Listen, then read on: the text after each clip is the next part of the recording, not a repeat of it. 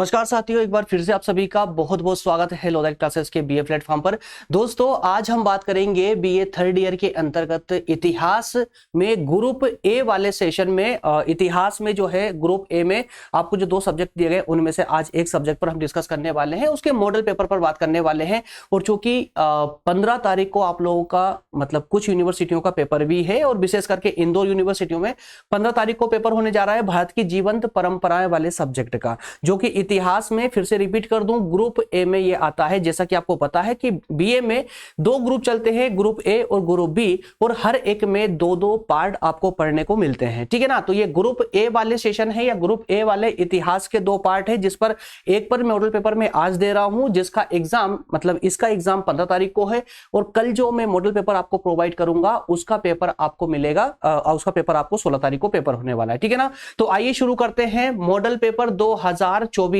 और एक बात और याद रहे, चूंकि आप तो अभी 2024 में देख रहे हैं, लेकिन जो मैं क्वेश्चन बताने वाला हूं आप लोगों को, ये क्वेश्चन आपके 27 तक वाले 2024 से लेकर 2027 तक के पेपर के लिए इंपॉर्टेंट होने वाले हैं। तो आइए शुरू करते हैं। और शुरू करूं उससे पहले मैं एक बात आपको और क्लियर कर दूं, इसकी आंसर शीट भी मैं आपको प्रोवाइड करूंगा यदि आपके पास कंटेंट नहीं है तो, ठीक है ना। तो आपके पास कंटेंट नहीं है तो मैं इसका आंसर शीट भी आपको प्रोवाइड कर दूंगा, हर क्वेश्चन का आंसर भी मैं आपको दे दूंगा, लेकिन उसके लिए आपको कमेंट करके मुझे बताना होगा। और दोस्तों, प्लेलिस्ट को जरूर विजिट किया करें। अब चूंकि अब तो आपके एग्जाम ही आ चुके हैं, लेकिन अगर उसके बाद भी कोई सब्जेक्ट आपको पढ़ना है तो प्लेलिस्ट को आप एक बार जरूर विजिट किया करें। बहुत सारे सब्जेक्ट हमारे द्वारा कंप्लीट करवा दिए गए हैं आप लोगों के लिए, ताकि एग्जाम के एंड टाइम पर आकर के ना आपको इतना अफसोस ना हो कि सर कुछ पढ़ा ही नहीं, कुछ मिला नहीं, या सब कुछ तो दे रहे हैं आप लोगों को, ठीक है ना।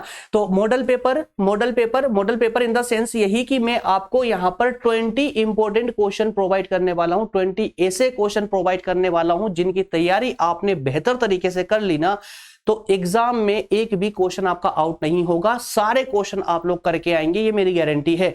इसमें जो आज मैं आपको देने वाला हूं, जो पेपर देने वाला हूं, जो क्वेश्चन आंसर देने वाला हूं, उसमें दीर्घ और लघु दोनों ही प्रकृति के प्रश्नोत्तर शामिल होंगे। अर्थात ये कि जब मैं आपको इनकी आंसर शीट प्रोवाइड करूंगा तो उस आंसर शीट में जो है पेपर जो क्वेश्चन होंगे, उन क्वेश्चनों की प्रकृति तो वहां पर आपको दीर्घ प्रकृति की ही मिलेगी, लॉन्ग टाइप क्वेश्चन ही मिलेंगे। लेकिन अगर आपसे एग्जाम में लघु प्रकृति में कोई क्वेश्चन पूछा गया है ना, तो आप उस कंटेंट को लघु प्रकृति में भी यूज कर सकते हैं, लेकिन वहां पर थोड़ी सी चालाकी आप लोगों को दिखानी होगी। उसमें से जितना पूछा गया है उतना कंटेंट वहां से दे देंगे। और हालांकि जब मैं आपको आंसर शीट दूंगा ना, तो उसको भी डिस्कस करूंगा, तो उसमें मैं आपको बेहतर तरीके पूरे अच्छे से बताऊंगा कि कितना कंटेंट आपको दीर्घ प्रकृति में रखना है, कितना लघु प्रकृति में रखना है, ठीक है ना।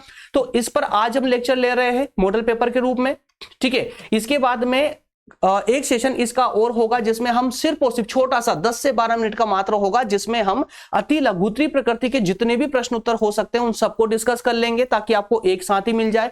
और इसके अलावा लास्ट सेशन होगा, इसमें वस्तुनिष्ठ प्रश्न उत्तर होगा, ठीक है। तो 3 लेक्चर मैं आपको यहां पर देने वाला हूं। एक में फिर से रिपीट कर दूं, एक में दीर्घ और लघु प्रकृति के प्रश्न देने वाला हूं, जिसमें आज हम देने वाले हैं आज के लेक्चर में। उसके बाद में कल होगा अति लघुत्री प्रकृति वाले प्रश्नों पर, और एक होगा वस्तुनिष्ठ प्रश्नोत्तरों पर। और दोनों ही पेपर में मैं आपको इसी प्रकार से 3-3 सेशन दूंगा। इन तीनों सेशनों को आप अगर अटेंड कर लेते हैं और जैसा मेरे द्वारा बताए गए अगर इस तरह से तैयारी कर लेते, 1 या 2 दिन में आपकी तैयारी सफिशिएंट हो जाती है, 1 या 2 दिन में ही हो जाती है। अगर इतना भी टाइम अगर आप दे देते हैं तो मैं पूरी गारंटी से बोलता हूं कि आपका पेपर खराब नहीं होगा, अगर अभी तक भी आपने कुछ नहीं पढ़ा है तो। आइए शुरू करते हैं। तो आज का पहला क्वेश्चन लेते दोस्तों, यहां पर ये 15 क्वेश्चन, हालांकि मैं पहले 25 क्वेश्चन आपको प्रोवाइड किया करता था, 15 क्वेश्चन जिसमें होते थे आपके लॉन्ग टाइप और 10 क्वेश्चन होते थे शॉर्ट टाइप के, तो दोनों को मैंने यहां पर मर्ज कर दिया है। अब मैं आपसे सिर्फ और सिर्फ 20 क्वेश्चन में आपको देने वाला हूं, जिसमें दीर्घ और लघु दोनों ही शामिल होंगे, क्लियर है। और इस सेशन की ईयर भी लिखे हुए हैं, 2024 से 27 तक के लिए ये वाला मॉडल पेपर वैलिड होगा, क्लियर है। आंसर शीट भी मैं आपको प्रोवाइड करने वाला हूं। चलिए तो पहला क्वेश्चन लेते हैं। पहला क्वेश्चन है अच्छा, स्टार्ट करूं उससे पहले मैं आप लोगों को बता दूं कि अभी बीए थर्ड ईयर में ग्रुप ए की जो बुक है ना वो अवेलेबल नहीं हो पा रही है मार्केट में, ठीक से अच्छे से नहीं हो पाई है। एक दो पब्लिकेशन है जिन्होंने किताबें छापी जरूर है, लेकिन वो भी सफिशिएंट मार्केट में सफिशिएंट नहीं है, मतलब अवेलेबल नहीं हो पा रही है। तो जिन बच्चों के पास में कंटेंट नहीं है वो स्पेशली मुझे कमेंट कर सकता है, मैं उसको इन दोनों ही पार्ट की के जो कंटेंट होगा मैं आपको प्रोवाइड करवा दूंगा। क्लियर है? आइए, पहला क्वेश्चन है जीवंत परंपरा क्या है। जैसा कि सब्जेक्ट है हमारा जीवंत परंपरा क्या है, भारत में जीवंत परंपराओं के प्रकार बताइए। तो यहां दो चीजें आपसे पूछ ली गई है, जीवंत परंपरा का अर्थ क्या है और इसके प्रकार क्या है, कितने प्रकार की परंपराएं होती है। दो एक इसके अलावा अथवा में आपसे यही प्रश्न पूछा जा सकता है कि जीवंत परंपरा से आप क्या समझते हैं। तो ये तो सेम हो गया आपका, ठीक है ना, ये सेम हो गया। आगे पूछा गया कि जीवंत परंपरा के प्रकारों का वर्णन कीजिए। तो क्वेश्चन चाहे कैसे भी वो घुमा दे, कैसे भी चेंज कर दे, है ना, अथवा में अगर प्रश्न पूछा जा रहा है तो लगभग लगभग वो सेम होगा। कहां? यहां पर, मतलब लेकिन जब पेपर में, एग्जाम पेपर में आता है ना आप लोगों का अथवा में, तो ये मत समझिएगा कि सेम क्वेश्चन होगा, डिफरेंट होता है वो क्वेश्चन ही अलग होता है। तो यहां पर इस क्वेश्चन को आपको किस तरह तैयारी करनी है, दोनों ही बातों को ध्यान में रखना है, सिर्फ शब्दों का हेरफेर है, बाकी सेम प्रश्न है। अगला प्रश्न है कि धर्म परंपरा और इसकी निरंतरता का वर्णन कीजिए। तो यहां पर कंटेंट क्या है, आपका कॉन्सेप्ट क्या है, धर्म परंपरा और इसकी निरंतरता, कंटिन्यूटी, ठीक है ना। तो धर्म परंपरा क्या है, इस कंटेंट को आपको या इस टॉपिक को पूरे को समझने की आवश्यकता है। अथवा में यही प्रश्न बोल सकता है कि भारत में धार्मिक निरंतरता किस तरीके से देखी जा सकती है। धार्मिक परंपरा या धार्मिक निरंतरता या धार्मिक परंपरा की निरंतरता हम भारत में किस तरीके से या किस प्रकार से देख सकते हैं, कहां कहां पर देख सकते हैं, कितने प्रकारों की भी ये हो सकती है। तो इस टॉपिक को आपको छोड़ना नहीं है, ज्यादा लेंदी नहीं है। ये सारे जितने भी क्वेश्चन दे रहा हूं इन सभी का जो कंटेंट है बहुत कम है। मैंने कहा ना आप लोगों को कि अगर आप 12 घंटा कंटिन्यू पढ़ लेते हैं ना तो 12 घंटे में इस पेपर की बेहतर तरीके से आप लोग तैयारी कर सकते हो। एक, दो या तीन बार आप इसका रिवीजन कर सकते हो 12 घंटे के अंदर, बहुत ज्यादा लेंदी नहीं है, ठीक है। चलिए अगला प्रश्न लेते हैं। प्रश्न नंबर 3 है भगवत गीता और रामचरितमानस, इसका सांस्कृतिक मूल्य आपको बताना है। क्या पूछा गया है? सांस्कृतिक मूल्य पूछा गया है। भगवत गीता, श्रीमद् भगवत गीता और रामचरितमानस, इन दोनों का सांस्कृतिक मूल्य बताना है। अथवा में भगवत गीता और रामचरितमानस का भारतीय समाज में क्या महत्व है ये समझाइए।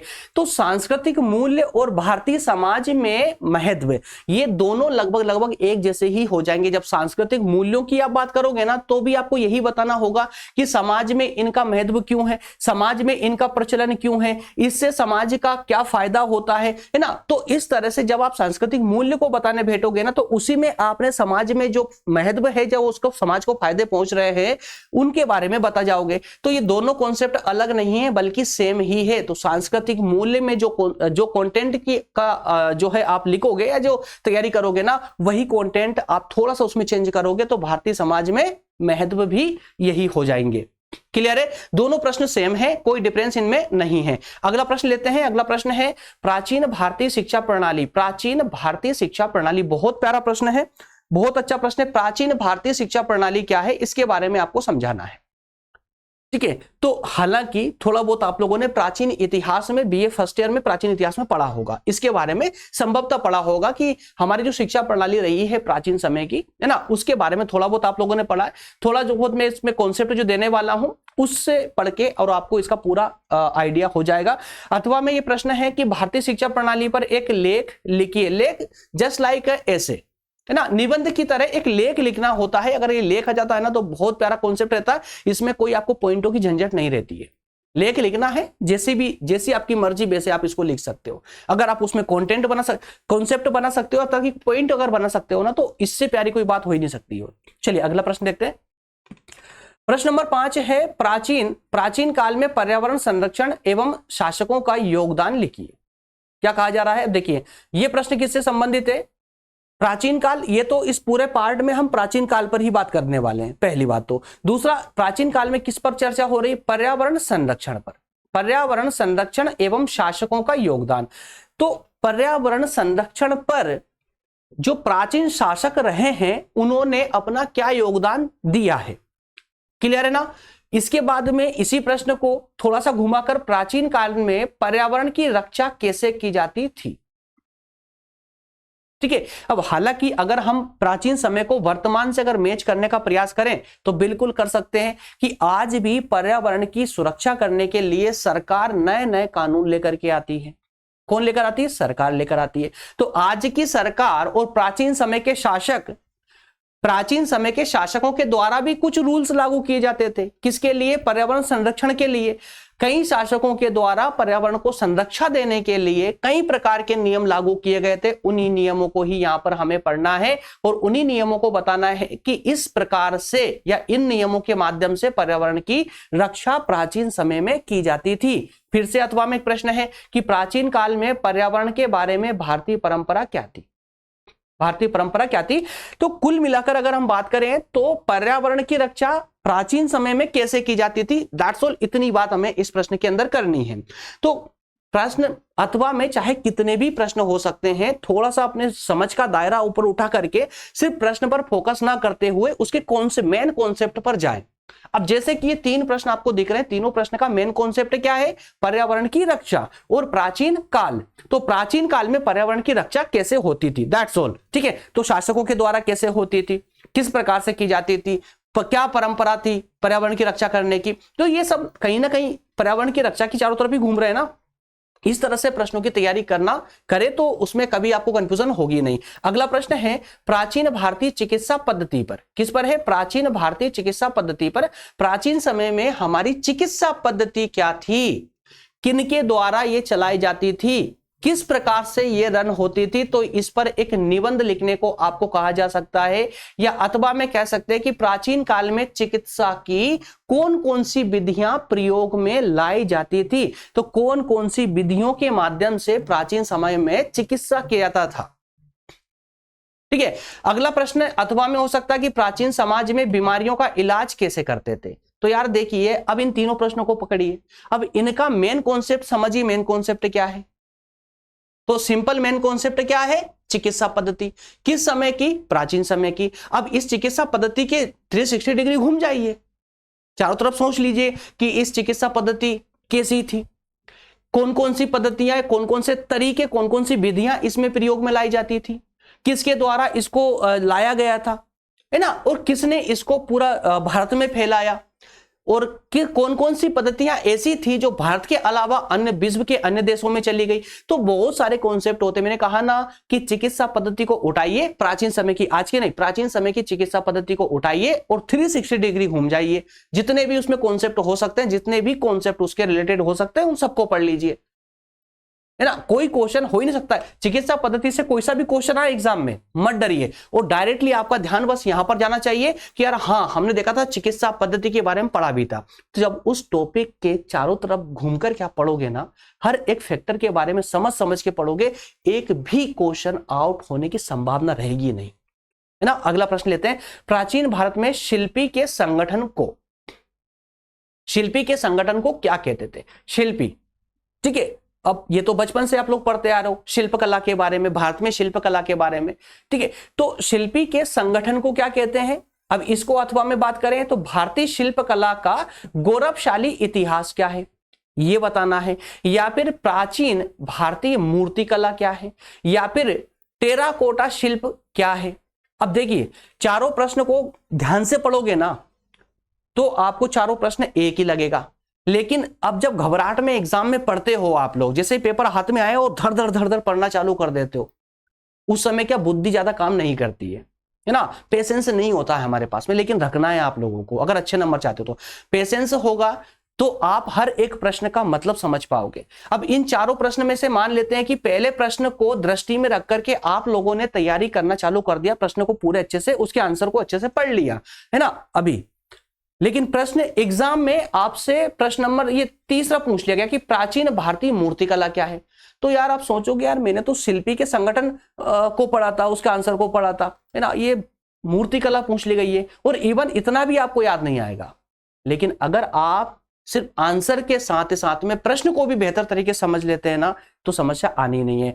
शिल्पी के संगठन क्या मतलब हुआ इसका? अरे भाई शिल्पकला कि प्राचीन भारत में शिल्पकला को हमने कैसे संभाल के रखा, कैसे इसकी प्रगति हुई, ये सारी बातें। इसके अलावा दूसरा प्रश्न स्पष्ट बोल रहा है कि जो शिल्पकला थी हमारी प्राचीन भारत में, उसका इतिहास क्या रहा है, गौरवशाली इतिहास, है ना। इसके अलावा मूर्तिकला, तो मूर्तिकला शिल्पकला अलग होती है क्या।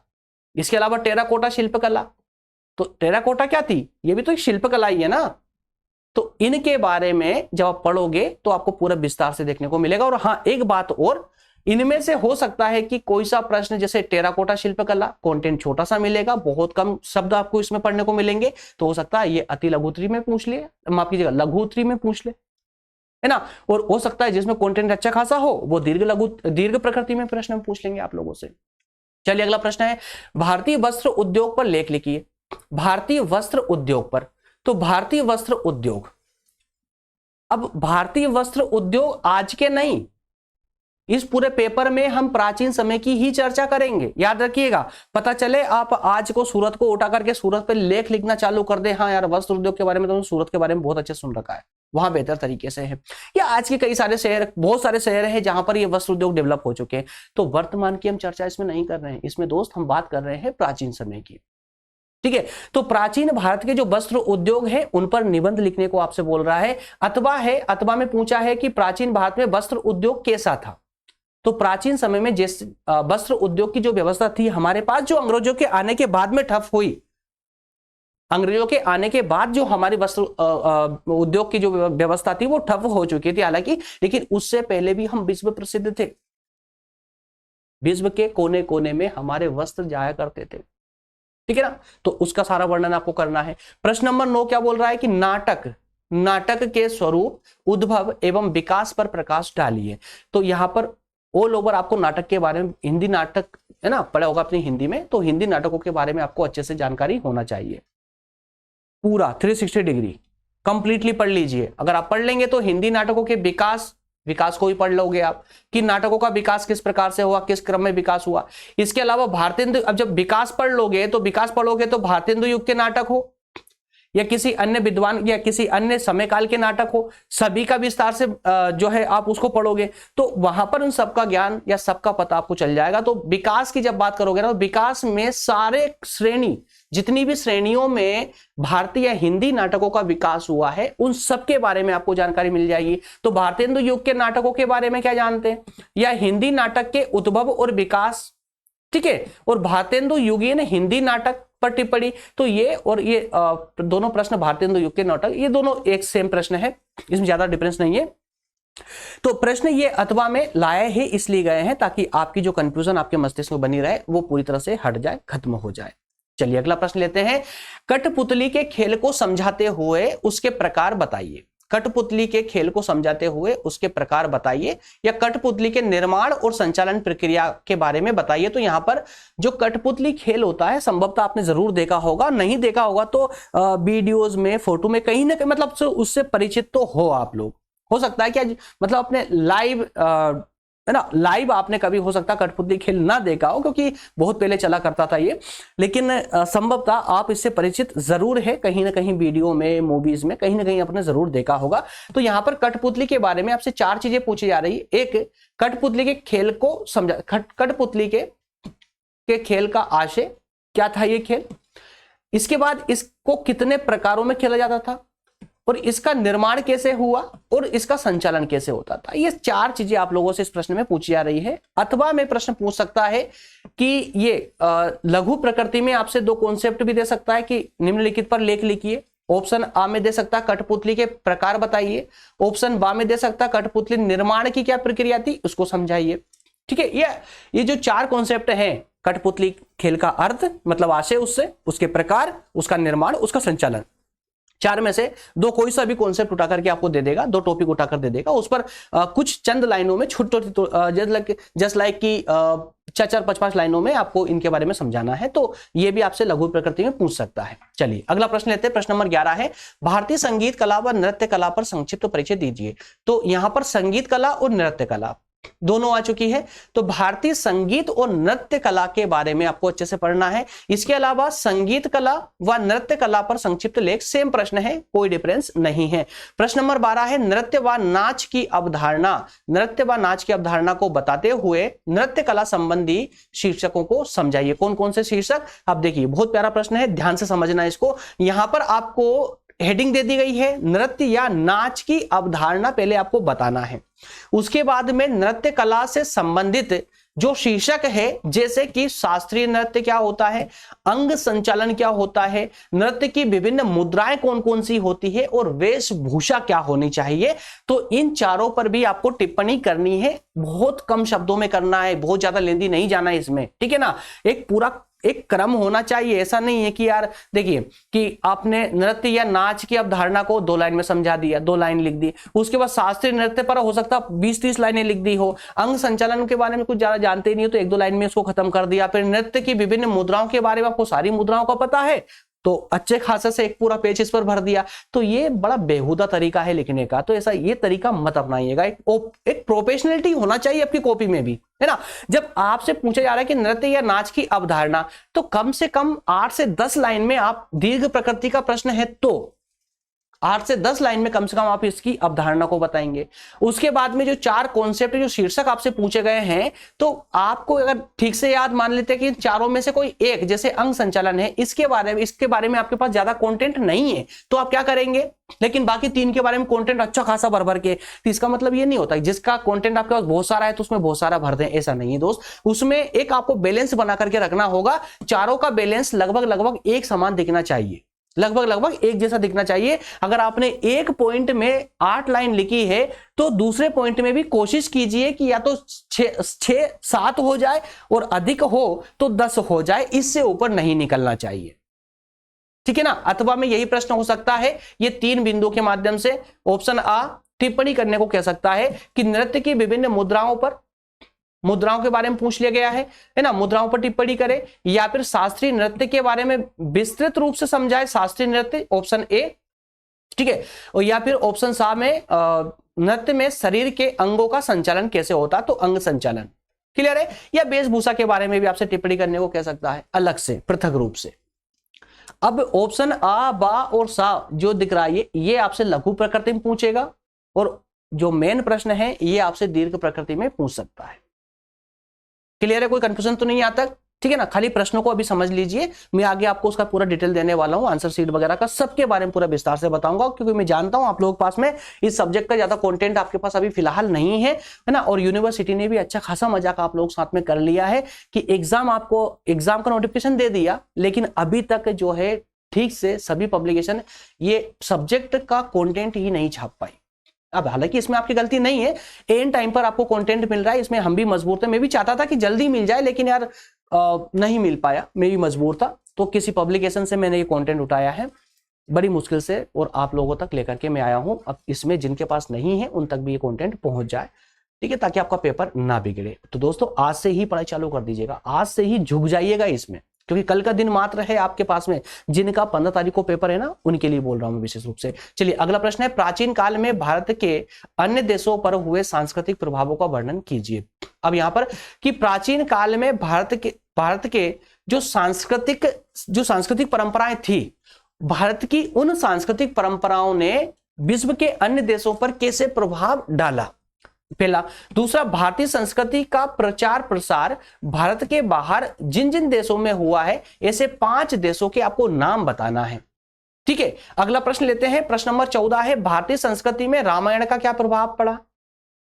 भारतीय संस्कृति में रामायण का क्या प्रभाव है, अथवा में भारतीय संस्कृति के उत्थान में रामायण का क्या योगदान रहा है, या भारतीय संस्कृति या माफ कीजिएगा प्राचीन भारतीय इतिहास के पुनर्निर्माण के लिए रामायण का महत्व क्या है, या भारत और विश्व के लिए भगवान राम का महत्व लिखिए, ठीक है ना। तो चारों ही प्रश्न एक ही प्रकृति के हैं, सेम प्रश्न है, अथवा में बस ध्यान से पढ़ोगे समझते चले जाओगे, ठीक है ना। अगला प्रश्न लेते हैं, महाभारत का भारतीय समाज पर क्या प्रभाव पड़ा। तो क्वेश्चन नंबर 14 रामायण से संबंधित था, क्वेश्चन नंबर 15 महाभारत से संबंधित है। कंफ्यूज होने की आवश्यकता नहीं है। तो जो जो कंटेंट आपने रामायण को लेकर के किया है ना, तैयारी की है, उसी कंटेंट के साथ में आप क्वेश्चन नंबर 15 में महाभारत को लेकर के कर लीजिएगा। सेम प्रश्न है, सेम प्रकृति का प्रश्न है, बस क्या हुआ, जो पुराण है ये परिवर्तित हो गए, महाकाव्य माफ कीजिएगा, महाकाव्य दोनों परिवर्तित हो, ऊपर वाले में रामायण महाकाव्य, नीचे वाले में महाभारत महाकाव्य। क्लियर है। अगला प्रश्न है, प्रश्न नंबर 16 है, भारतीय संविधान के आर्टिकल 49 व 51A को समझाइए। तो पूछा यह गया कि जो हमारा इंडियन कॉन्स्टिट्यूशन है उसमें अनुच्छेद 49 और 51A में क्या दिया गया है, इसके बारे में बताइए। तो ये इसके को लेकर भी कंटेंट आपको मिलेगा, पढ़ लीजिएगा तो आपको पता चल जाएगा कि 49 में और 51A में क्या दिया गया है भारतीय संविधान के आर्टिकल में। इसी को अथवा में पूछा जा सकता है कि प्राचीन स्मारकों के संरक्षण के लिए भारत के संविधान में कौन कौन से प्रावधान किए गए हैं। ठीक है ना, तो यही 49 और 51A किसके लिए है, तो स्मारकों, प्राचीन स्मारक जो है उनके संरक्षण के लिए संविधान में व्यवस्था की गई है। ठीक है ना, आर्टिकल 49 और 51A 51A क्लियर है, ये संविधान में प्रावधान किए गए हैं। अगला प्रश्न है, अपनी धरोहर अपनी पहचान परियोजना के बारे में जानकारी दीजिए। तो ये जो अपनी धरोहर अपनी पहचान जो परियोजना है इसके बारे में आपको पूरा डिटेल बताना है, अथवा में अपनी धरोहर अपनी पहचान योजना क्या है इसके बारे में भी सामान्य और एडवांस दोनों ही प्रकार का नॉलेज होना आवश्यक है। सामान्य नॉलेज आपको लघुत्तरी प्रकृति में काम आएगा और एडवांस नॉलेज दीर्घ प्रकृति के प्रश्नों में काम आएगा। ठीक है ना। अगला प्रश्न है, भारतीय पुरातत्व सर्वेक्षण संस्थान की स्थापना कब हुई। भारतीय पुरातत्व सर्वेक्षण संस्थान की स्थापना कब हुई। टोटल 20 क्वेश्चन मात्र, ठीक है, 3 क्वेश्चन और बचे हुए। प्रश्न नंबर 18 है, भारतीय पुरातत्व सर्वेक्षण संस्थान, इसकी स्थापना या थोड़ा बहुत पहले इसके बारे में आपको बताना है, उसके बाद इसकी स्थापना उसी में बात कर लेंगे, इसकी विशेषता इसके कार्यों के बारे में चर्चा करते हुए प्रश्न को पूरा कंप्लीट करेंगे। अगला प्रश्न है, यूनेस्को भारतीय पुरातत्व सर्वेक्षण योजना पर टिप्पणी लिखिए। यूनेस्को पर क्लियर। प्रश्न नंबर 19 है, कला एवं सांस्कृतिक विरासत के लिए भारतीय राष्ट्रीय न्यास की स्थापना क्यों की गई है, स्पष्ट कीजिए। कला एवं सांस्कृतिक विरासत के लिए भारतीय राष्ट्रीय न्यास की स्थापना क्यों की गई है, स्पष्ट कीजिए। या फिर अथवा में सांस्कृतिक विरासत के लिए भारतीय राष्ट्रीय न्यास क्या है और ये कौन कौन से काम करता है, इसके कार्य क्या क्या है, ये बताना है आपको। आखिरी प्रश्न है आपका, विश्व धरोहर में सूचीबद्ध भारत की मानवीय परंपराओं की अमूर्त सांस्कृतिक विरासत क्या है, बताइए। या फिर अथवा में है, भारत में यूनेस्को की अमूर्त सांस्कृतिक विरासत सूचीबद्ध कीजिए। तो दोस्तों ये टोटल 20 प्रश्न थे जो मैं आप लोगों के लिए इंपॉर्टेंट निकाल करके लाया हूं। उम्मीद पूरे मेरे द्वारा यही की जाती है कि ये 20 प्रश्न ऐसे हैं जो आपकी डूबती नैया को पार लगा सकते हैं, क्योंकि पेपर परसों है, अभी तक आपने कुछ नहीं पढ़ा है। तो दोस्त 20 प्रश्नों की मात्र तैयारी ढंग से कर लो, पूरी ईमानदारी के साथ में थोड़ी सी मेहनत आज रात में कर लो और कल की रात में कर लेना, तो आप जो है इस पेपर में अच्छे नंबर प्राप्त कर पाओगे। अन्यथा आप समझते हैं क्या हो सकता है। क्लियर है। तो दोस्तों बस आपकी कमेंट का वेट कर रहा हूं। जैसे जितने अच्छे लोग जितनी मैक्सिमम कमेंट अगर आ जाती है आप लोगों की, तो मैं आपको आंसर शीट इसी लेक्चर की डिस्क्रिप्शन में डलवा दूंगा, उसकी पीडीएफ डलवा दूंगा, जिसके माध्यम से आप लोग तैयारी कर पाएंगे, रिवीजन अच्छे से कर पाएंगे। लेकिन बस कंडीशन यही है कि जितने लोग भी देख रहे हैं उसका 50% लोगों के द्वारा कमेंट चाहिए मुझे, उसके बाद ही मैं आपको, क्योंकि आंसर शीट तैयार ऐसे ही नहीं हो जाती, उसमें बहुत समय लगता है, तो वो समय में तभी दे पाऊंगा जब आप लोग रिक्वायर्ड करेंगे, उसकी डिमांड करोगे तभी। मिलते हैं नेक्स्ट सेशन में। Thank you so much.